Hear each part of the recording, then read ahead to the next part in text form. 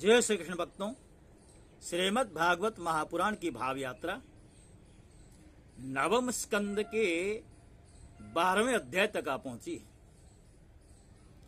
इस अध्याय में इक्ष्वाकु वंश के शेष राजाओं का वर्णन दिया गया है।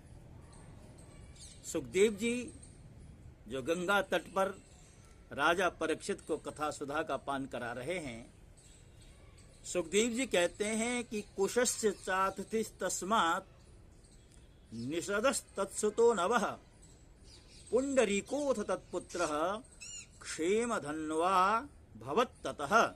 अर्थात हे परीक्षित, कुश का पुत्र वह अतिथि, उसका निषद, निषद का नव, नव का पुंडरीक और पुंडरीक का क्षेमधन्वा, क्षेमधन्वा का देवानिक, देवानिक का अनीह, अनीह का परियात्र, पारियात्र का बलस्थल और बलस्थल का पुत्र हुआ वज्रनाभ। यह सूर्य का अंश था। वज्रनाभ से खगन, खगन से विधृति और विधृति से हिरण्यनाभ की उत्पत्ति हुई। वह जैमिनी का शिष्य और योगाचार्य था। कोसल देशवासी याज्ञवल्क्य ऋषि ने उसकी शिष्यता स्वीकार करके उससे अध्यात्म योग की शिक्षा ग्रहण की।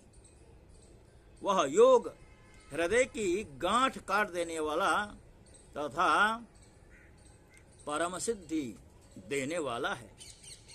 हिरण्यनाभ का पुष्य, पुष्य का ध्रुव संधि, ध्रुव संधि का सुदर्शन, सुदर्शन का अग्निवर्ण, अग्निवर्ण का शीघ्र और शीघ्र का पुत्र हुआ मरु। मरु ने योग साधना से सिद्धि प्राप्त की और वह इस समय भी कलाप नामक ग्राम में रहता है। मरु से प्रसुश्रुत संधि और संधि से अमरषण का जन्म हुआ।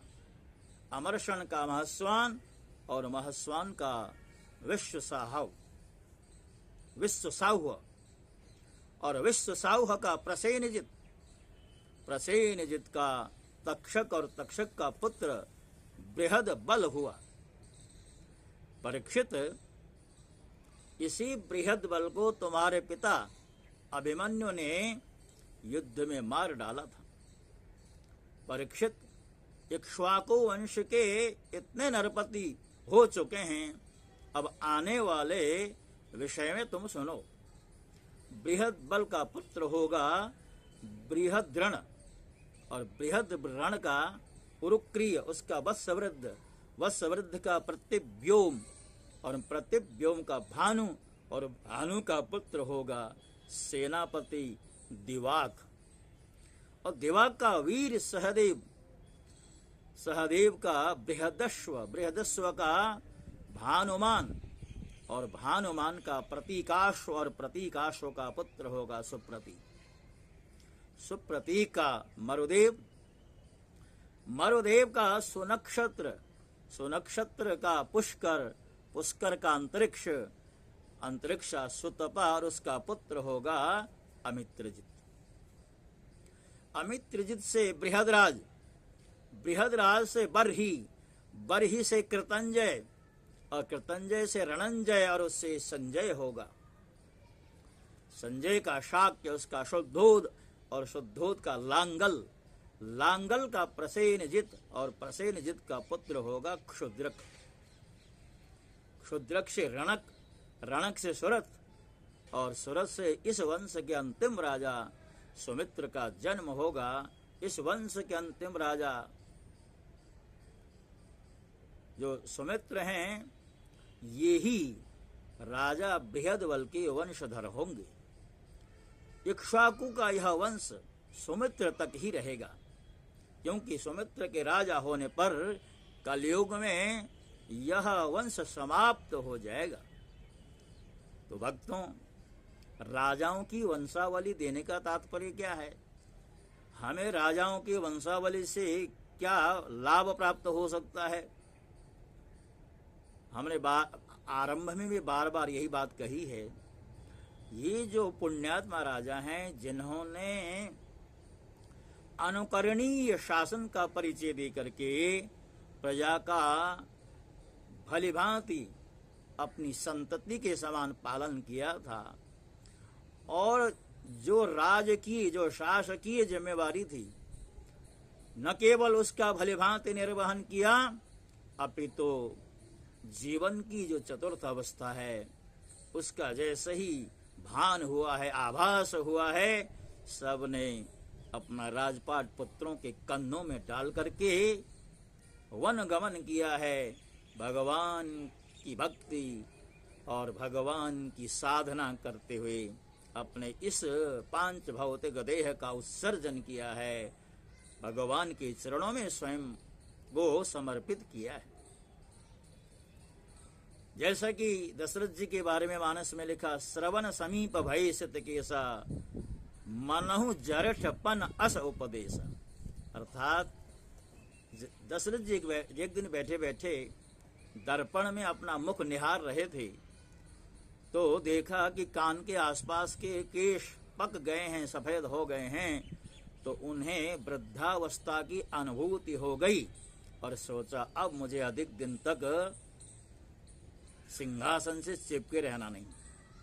किंतु दुर्भाग्य से आज हम देखते हैं, चाहे शासक वर्ग हो या राजनीतिक दल के जो नेता लोग हों, 90 वर्ष की उम्र में भी आज सजाए हुए रहते हैं कि कदाचित हमें देश का शीर्षस्थ पद प्राप्त हो जाए, किंतु नाशवान शरीर के द्वारा ये संसार के नाशवान पदार्थों की प्राप्ति को सजोए रखने के लिए या उसकी प्राप्ति की उत्कट अभिलाषा को बनाए रखने के लिए शरीर मिलता नहीं है।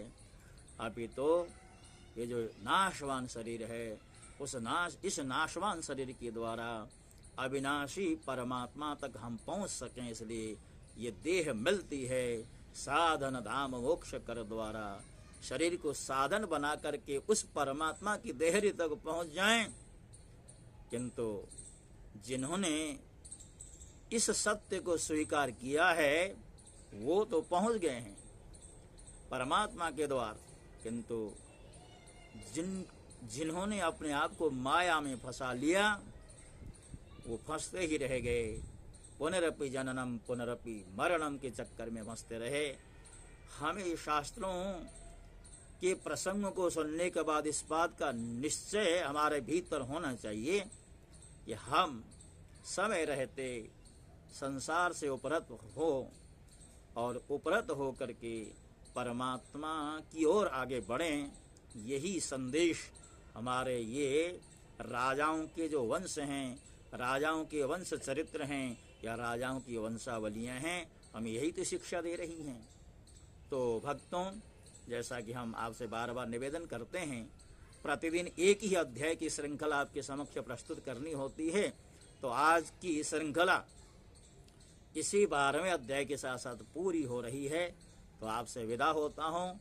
पुनः एक बार सब्सक्राइब अवश्य करें, लाइक का बटन दबाएं और कमेंट बॉक्स में जाकर के कुछ टिप्पणियाँ अवश्य अपनी ओर से दे दें, ताकि हम उसे आपका सुझाव समझ करके हम अपनी इस यात्रा को आगे बढ़ाते रहेंगे। इन्हीं शब्दों के साथ जो है आपसे विदा होता हूँ। जय श्री कृष्ण। ओम नमो भगवते वासुदेवाय।